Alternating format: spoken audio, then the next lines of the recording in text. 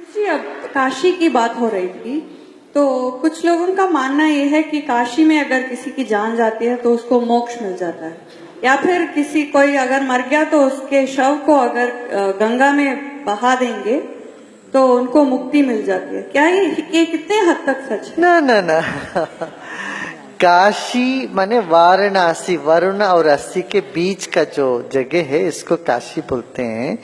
काशी माने हमारे देश में ये जो आज्ञा चक्र है ना, जो ईडा पिंगला के बीच में सुषुम्ना है, ये सुषुम्ना में जिसका प्राण जाता है वो मुक्त होता है। हमारे शरीर में है काशी। हाँ, तो इसीलिए ऐसा नहीं कि सभी को जाके काशी में ही मरना है। काशी कौन सी जगह है?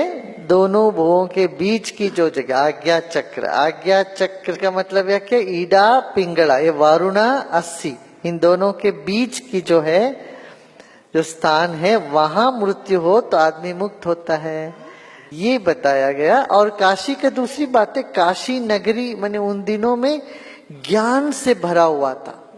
गली गली में सिर्फ शास्त्रार्थ हुआ करता था, शास्त्र की चर्चा होती थी, ज्ञान की चर्चा होता था। गंगा घाट में बैठ के लोग ताश नहीं खेलते थे जैसे आज खेलते हैं, उतना गंदा नहीं करते जैसे आज गंदा कर रहे हैं। वहां पर इतना मांसाहार गाय नहीं करती थी काशी में कभी पहले। काशी माने वहां हर घाट में लोग ज्ञान की चर्चा करते थे, हर घर में कहते तोता मैना तक ज्ञान की बातें करते थे। तो ऐसे ज्ञानियों के संगत में जो बैठता है उसको तो मुक्ति मिलती है।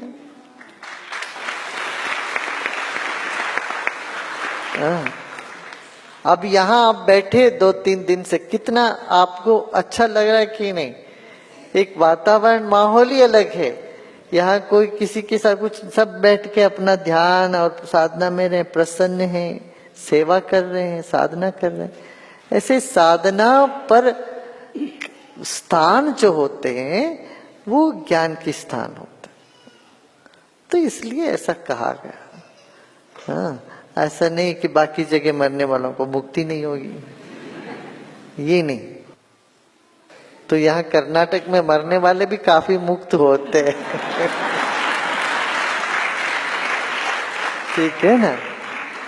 काशी की प्राधान्यता इसलिए देश में, हमारे देश के सर्वोच्च विद्वत परिषद काशी में रहा, और पूरा देश भर के विद्वान वहां इकट्ठे होते थे। आज देखो तो आपको थोड़े से मिलते ही, वो भी नहीं मिलेंगे, 10, 15, 20 विद्वान भी काशी में आज नहीं मिले। ऐसी दशा हो गई है वहां। हाँ, बहुत दुख होता है। जब हम छोटे तब भी देखते इतना बड़ा शास्त्र कितने सारे लोग हुआ करते थे। आज देखो तो 15-20 से ज्यादा लोग ही नहीं मिलता, पढ़े लिखे ज्ञानी। ठीक है।